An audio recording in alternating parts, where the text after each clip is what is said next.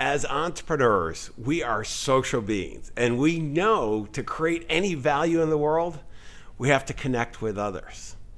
Well, it's easier said than done. And I got to tell you, I have a remarkable fellow entrepreneur, remarkable author, #1 bestseller on Amazon.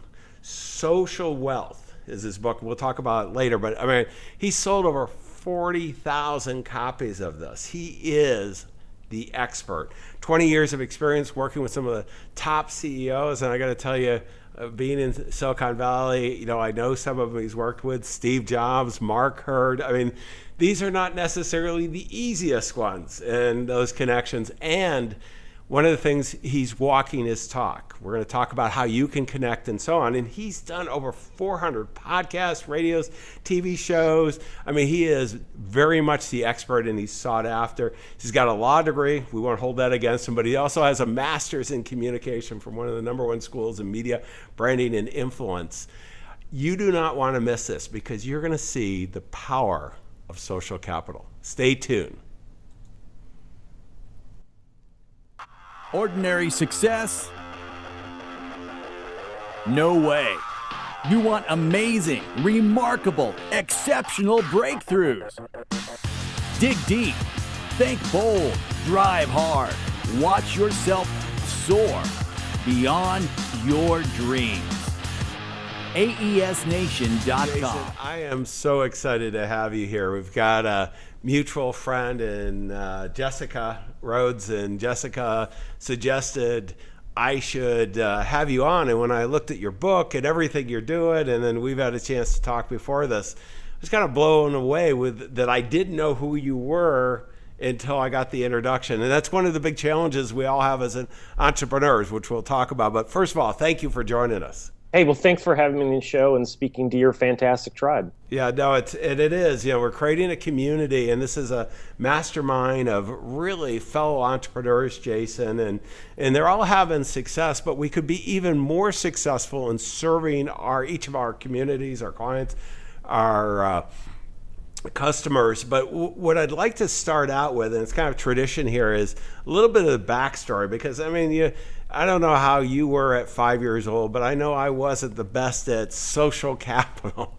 interaction, and everything else. How did you get started on this journey? I've always been an extrovert, and I think part of it was growing up. My mom worked overnight as a nursing anesthesiologist, so I was on my own. So I had to do everything by myself. My parents got divorced. I didn't have any family close by, and I didn't have any siblings. So when you have to do things for yourself, through all your schooling, through high school by yourself, most of the time, you start having to get out and do things, be social, try to find connections, try to find things and figure things out on your own. And it's through other people that you do that. So it really started, back then. Well, and when did you go ahead and did you make, you're learning it and we're getting the foundation. And as we get that, did you know at that point, like you went to school, this was the area you wanted to focus, and, you've been doing this work for a while now. How did that come about? Well, growing up in high school, I went to a Jesuit high school, and the mantra of the school was being a man for others and serving other people. So that's something that really helped me, because a lot of people get a lot of social anxiety because they're worried about what other people are perceiving of them.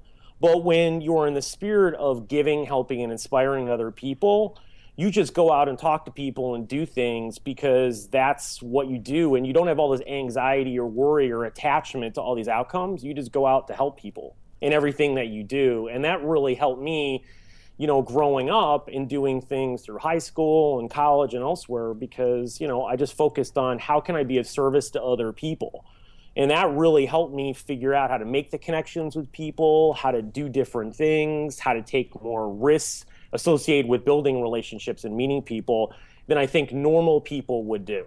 Yeah, it's coming back to the Jesuit. I was raised Catholic at Jesuit school as well, and it's kind of interesting is when you get comfortable with this concept. We're all insecure. We're varying different degrees of insecurity, but we're all insecure.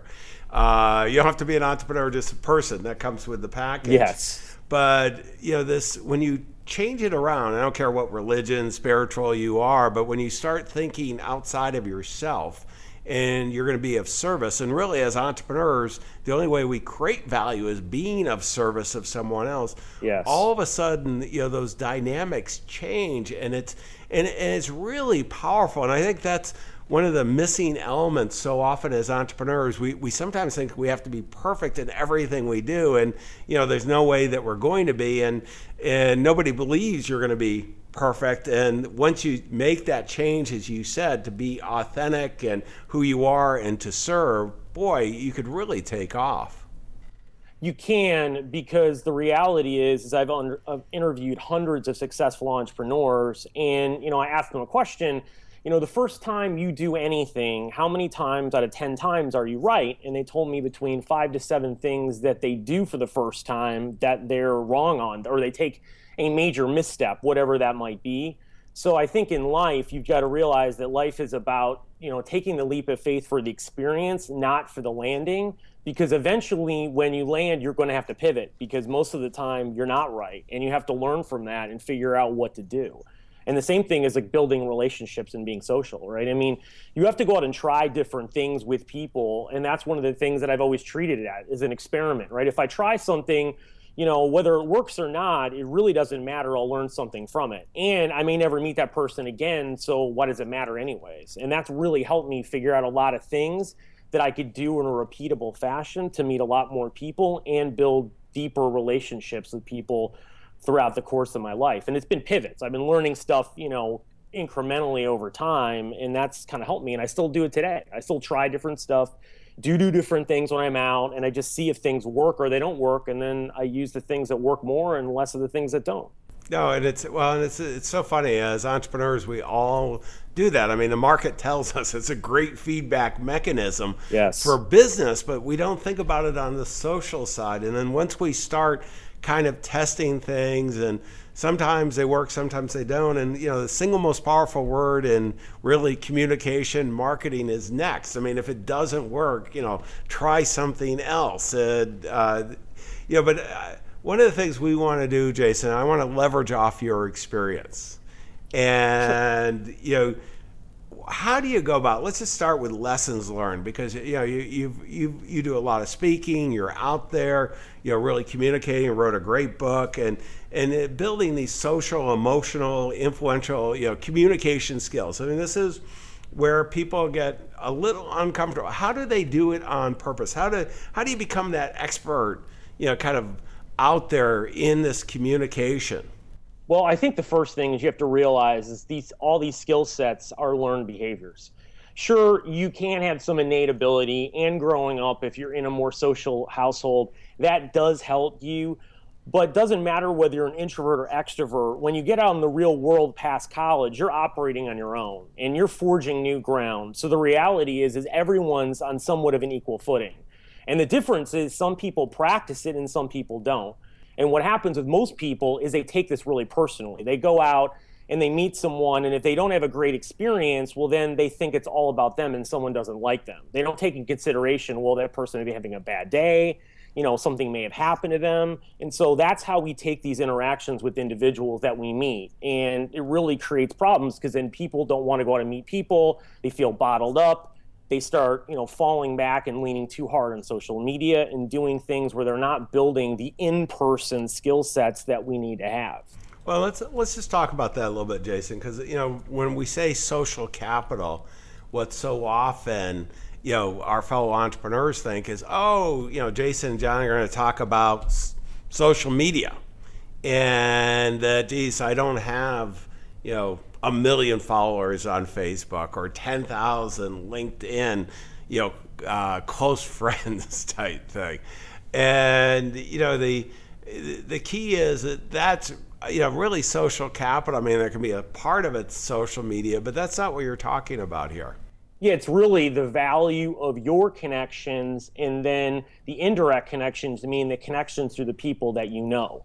And the reality is that makes it pretty limitless for all of us. I mean, we can access all of these different connections, and you just have to learn how to do that, and then how to ask to meet the people that they have in their lives. And some of it are through figuring out who those connections are. Some of it's just spending time with people, and then you'll run into other people. So you just have to manage these connections and add value to them and do it in a little bit different way. And you can really fire up these connections on another level that most people don't.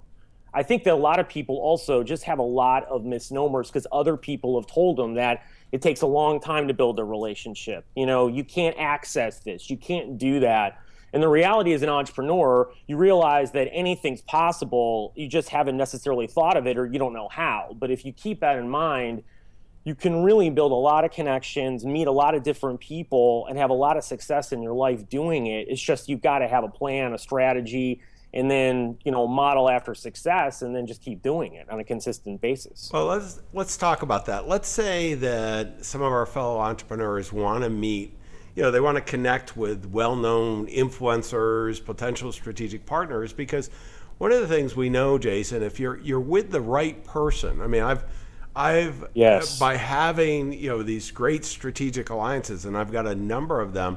I have been worth millions to them, and they have been worth millions to me as well. And in some of them, I mean, it's really interesting. It's not.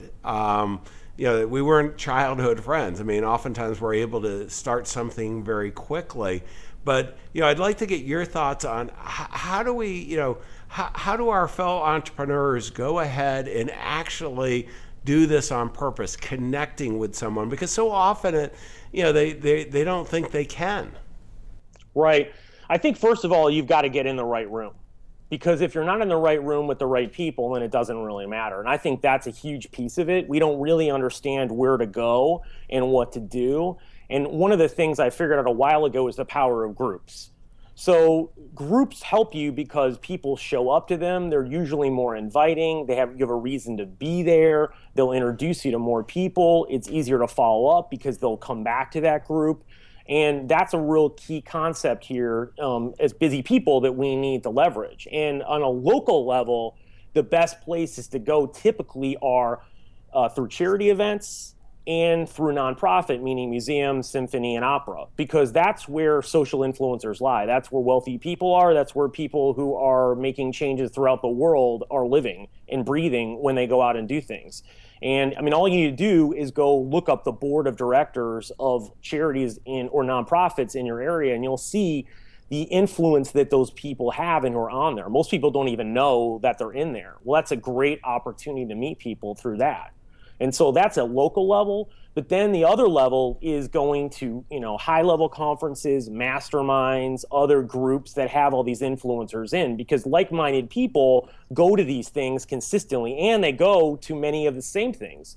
And so that's why a conference like the TED conference, if you look at the attendees, most of these people have been there at least 5, 10, 15, 20 or more years, and they've gone every single year because of the value that people get out of those events in meeting up with people that they can't keep track of, or that they want to meet new people, and they know that environment is conducive to doing those things. So the first thing is you've got to figure out the rooms to be in before you do anything else. Otherwise, whatever skill sets you have, it's going to be really difficult to consistently meet the right people in the shortest amount of time. Yeah, Jason, I couldn't agree more with you. I mean, this is one of the things that I've learned along the way of my career too. I mean, currently I spend well over $100,000 a year to be in a number of CEO groups and mastermind groups. I'm going tomorrow for a 2.5-day kind of a race car in the dirt with a whole bunch of CEOs. So I do some of the social things with CEO groups. I do some of the, a lot of masterminds solving each other's challenges. And this has been invaluable for me. I mean, it would be a huge difference in my level of success. The same in other businesses that I've had where I was really actively involved in the associations, and I have been involved in, the local charities as well. And it's if you go in for the right reason. I mean, there's a lot of people that join with just the idea that they're going to have this huge success, they're going to meet people instantly and make things happen, and it's all about them. And I don't know what your experience has been, Jason, but mine has been when they do, most of those people aren't there for the next meeting, let alone the next, if it's a year program, a year, they're gone because they don't fit in. Because they're attached to the outcome. And every time in life that it's just like if you take a leap of faith and you have to have this specific landing that you come into. If you don't make whatever that landing is, you're disappointed and you see that as failure and you see yourself as failure. And that leads to actually shame. And that's why people stop doing it, because they take it personally as though there's some fault of their own.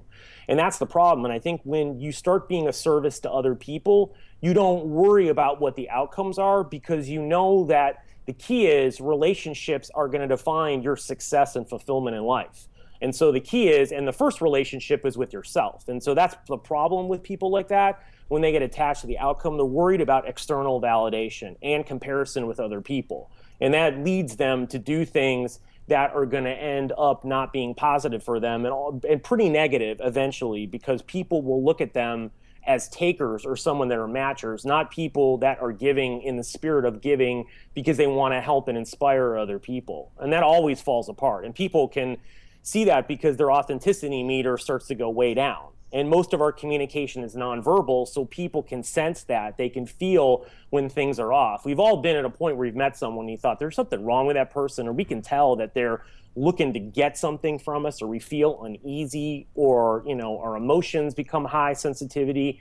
These things people can tell. So I think the first thing is you've got to learn that you have to give to other people without wanting anything in return. Now, you have to have boundaries. It's not endless giving, but you need to lead with giving. Because at the end of the day, the thing about leading with giving that's so powerful for people is that if you don't know someone and you do that, what you do is psychologically put yourself in someone's inner circle. Because the only people that actually give first, typically for most people, are people that are close to them. Their best friends, business partners, co-executives, their family, deep friendships, whatever it might be. So it's a real powerful way when you're going into, groups or meeting people to start doing that. And giving could be something small. It could be an idea, it could be a book, it could be a contact, it could be just following up with that person.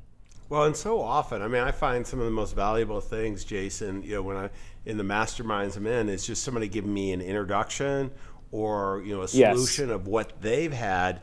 And I hadn't thought about it the way you said it, where it's like family or friends that do it. There's a friendship that's right away, and the more giving. Now, one of the key things, and you said it earlier, and I just want to reiterate it, is you got to be in the right rooms, because there are certainly a lot of people that are just takers that are not going to be good for you. Well, they're not going to be in any of the CEO groups, long-term players or mastermind groups, or social type things and charities that you talked about.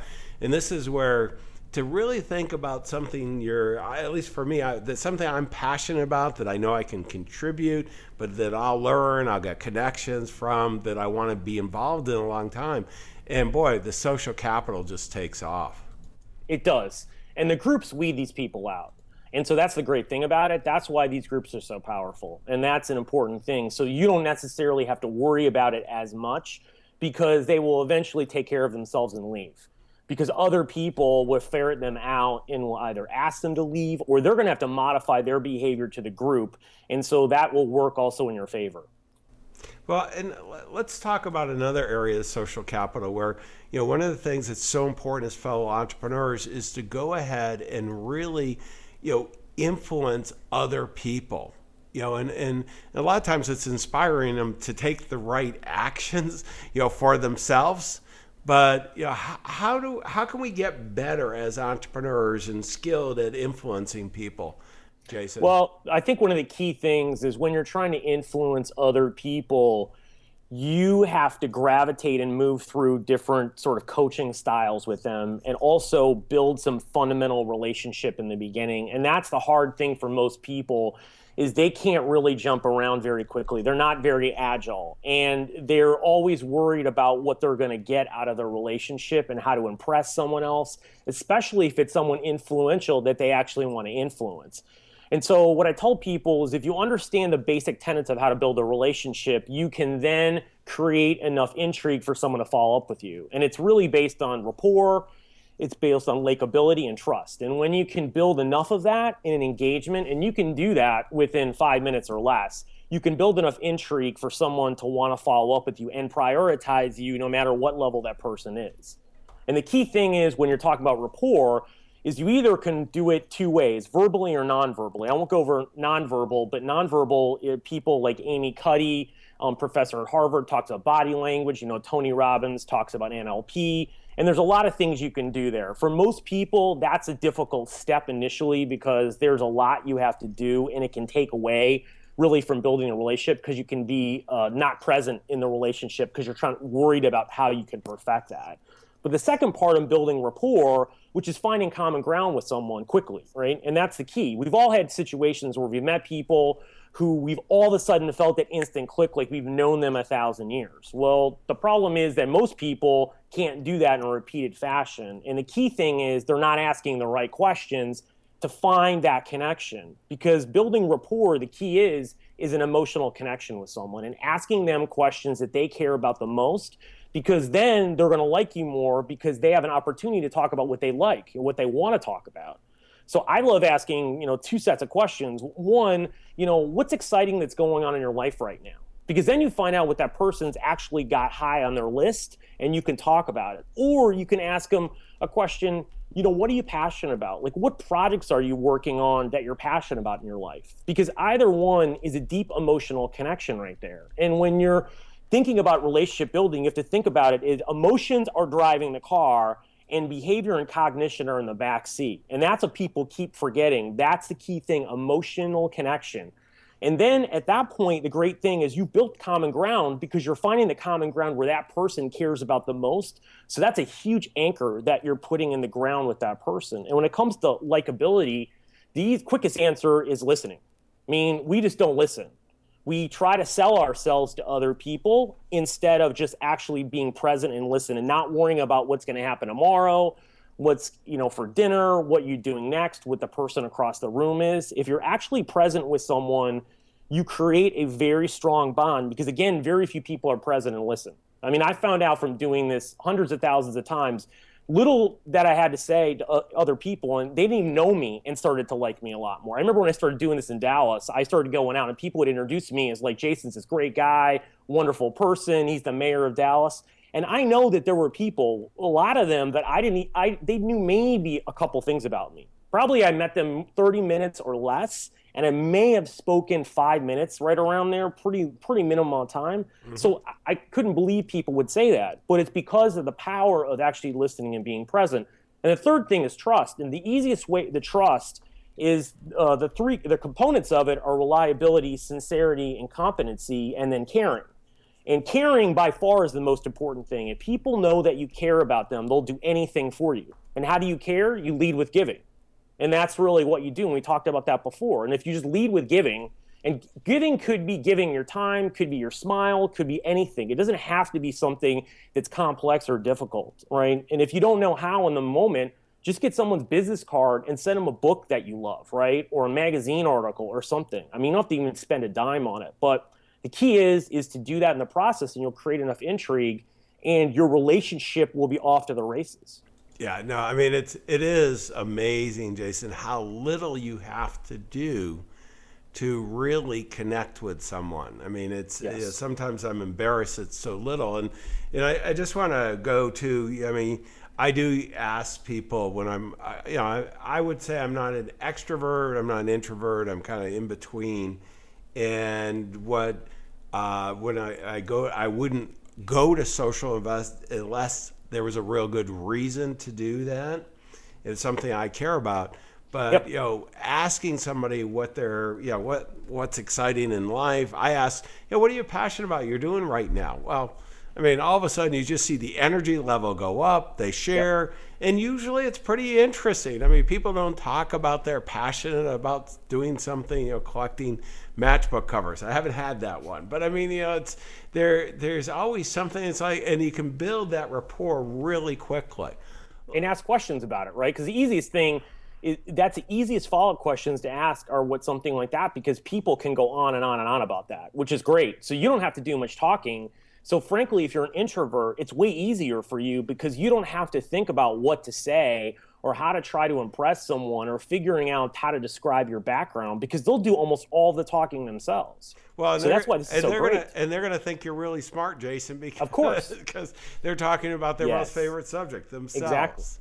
Let's take it just a little different level. I mean, one of the things as entrepreneurs we all have is we have teams. And, we think of social capital for connections and all of this for the outside world. But I mean, it's really important for our team as well. And how do we influence the performance of our team members? Yeah, it's something that I've been working with clients, and I'm rolling out a pretty, innovative program with a really large client here. And it's about really spending more consistent time with people in groups of people, meaning executive level, people underneath that, and building a level of trust with people that you care about them and create deep emotional bonds with people, both personally and professionally. Because the reality is there's no work-life balance, it's work-life integration. And what people don't do, and they start this and they stop it all the time. So what they'll do is they'll have an offsite once a year and they don't do anything else. And then some people might go to lunch with each other or happy hour, have coffee, but it's really not haphazard. And then what happens is you have an executive team or teams of people that are fractured. They don't work as well together. They don't have common bonds. And the reality is the more we care about the people around us, the more harder we'll work because we don't want to let them down. And that really matters a lot. So the key is, like, one executive or what the company I'm working with is we're going to have a program starting with the top couple layers. Is every 6 weeks we're going to do an activity just with those level of people. And there are going to be opportunities for people to really share things about themselves, also to have fun. And it's going to be a combination of that. So you can be vulnerable, people can get to know each other, they can talk about common ground experiences in their life and really get to know each other on a much deeper level over a period of time. And that allows people then to talk to each other, care about it. If someone's not having a good day or they see there's problems, the teams then can help themselves without having the senior leader have to step in. And these things work all the time because, our social problems and our personal problems come into the business and cost businesses massive amount of money. And so you need to have help and you need people who care. And also, when you do this, you can be much more vulnerable. You can actually show up and be seen as yourself and share your failures and success with other people and not worry about people laughing at you, thinking you're an idiot, mocking you, or thinking less of you. And that really creates an opportunity for people to perform at a much higher level because they can be innovative, they can be creative, they can throw out ideas, and all that stuff is what leads to more profitability and more revenue in an organization. No, I think that's so powerful, Jason. I mean, I think of every high-performing team I've ever been part of, and a number of them I've led, but it's always been, we've built those relationships. And one of the things you said that just really resonated with me is we didn't want to let the other people down. I mean, we just, we were, there was just no way that was going to happen. And talk about high performance, that the team will rise to the occasion. It's just amazing. But let me go to another segment, and this is the book of the day, and I want to put up on the screen your book, Social Wealth: How to Build Extraordinary Relationships by Transforming the Way We Live, Love, Lead, and Network. Jason, that's really powerful. I mean, tell us what's in the book. Well, I go through, some stories about myself, and, I learned from my dad that, on his deathbed, that, he really told me not to waste my life and really build relationships, because at the end of the day, that's the only thing that matters when you're in your last hours and you're looking back through your life. And it's something that really stuck with me, the last few years, especially. And so I go through, where to go, what to do, how to meet people, the psychology behind it, the social capital and why that works and why you have to invest in this over time. And everything from business application to some personal application to leveraging conferences and events. And pretty much I want to make it a blueprint. So someone could read through the book, and then if they were on the road or they were going somewhere, they could quickly flip through and read the things that were valuable to them. I took out a lot of the fluff. I took out a lot of the stories because I found that other books just weighed me down, right? They're 300 pages. You can't get through them, or to look at them again and find information is impossible. So my goal in writing it was to have a book that was under 150 pages, which it is, and to make it really just a blueprint that was simple to do and use, and things that I had tested out myself, I had tested on clients, and I knew that worked, and it worked well. And I talked to other people on the little things they were doing and then added them in as well to give you expert opinion from people all across the world that are doing this in a multitude of venues, from people that were in financial world, from the art industry, from Hollywood, from everywhere else, and really just combine it together in one place so people could really, just be successful in both of their relationships, personally and professionally. Yeah, I mean, and you did. And what I love is very actionable, and that's, really, if we're going to create value, the way we create value is by taking action. And I encourage everybody to, one of the things about books is for the amount of effort that goes in to buy a book at the prices they are today, it's the best value in town. But let me go to the next segment, which is resources. And Jason, I'm pulling up your website, and tell us a little bit about what you do, and kind of, you've got the CEO's secret weapon. How can you help our fellow entrepreneurs if they want to reach out directly to you? Sure. Well, you can go to my website. It's my first name, last name. It's jasontreu.com. It's jasontreu.com.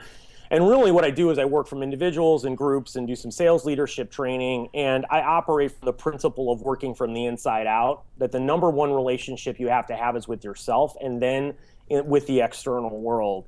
And so part of when I go in is a little bit mini therapy, mini psychology, because the key thing is your blind spots are the things that are holding you back. And there are the things that if you can't see, you will never get better, and you will eventually hit a plateau. And that's a really important thing. And along with it, there are patterns underneath it that are not serving you anymore. We call those survival patterns. And those are things that are keeping you safe. And really, those are the things that if you don't identify those survival patterns, you need to turn them into patterns of purpose. And you have to do that through a variety of exercises and actions to take. And then when you get out in the real world, you'll be able to be more vulnerable, more authentic, be able to speak your own truth, and be able to be generous within boundaries, which makes you extremely powerful.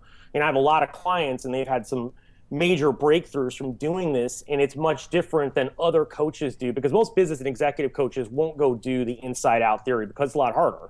And if you don't get it right, then that's a problem with staying on with a client for a longer period of time. But I want my clients to be authentic in the things that they do and be themselves and be powerful as their unique self, and not try to be someone else, or not trying to copy some other skill sets to fit it in to what their purview of the world is. So, I do that with individuals and with groups and with salespeople. And, I find things to be fun and interesting, illuminating. You learn a lot about your patterns and your past, and also it allows you to take massive action and get a lot more hungry and passionate and enthusiastic about what's happening around you to get the evidence all this stuff is going to work. No, that's great, Jason. I mean, it's one of the things I'd encourage everyone to do is that you really, being your authentic self. We're all a little weird, and we're insecure, we're weird, all this. You got to celebrate that, because that's what makes you unique. And what people want are to work and connect with real people. And services, yes. Jason, what you're doing to help people do that. I mean, and we're only one connection away oftentimes from some big breakthroughs in life, but we got to let them happen. Yes. And that's the challenge, right? You have to have these connections, and you don't know how to do them. And eventually what happens if you don't do the things like you're doing, investing in yourself and meeting other people, and I see this all the time, and it pretty much without fail will happen to every person who doesn't do this. They'll eventually reach a point where they hit a point where they're plateauing, and then things are going downhill. And eventually they'll hit their rock bottom.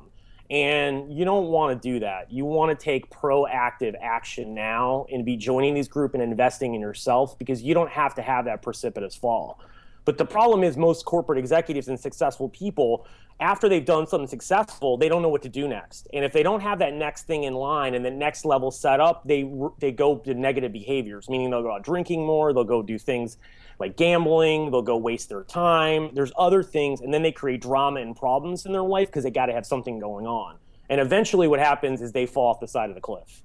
And I've yet to see that not happen, right? And the other thing that happens too is very successful people have very difficult times being successful twice in a row. They usually do something the next time that's not, because their ego gets in the way and their blind spots and they're unable to connect the dots.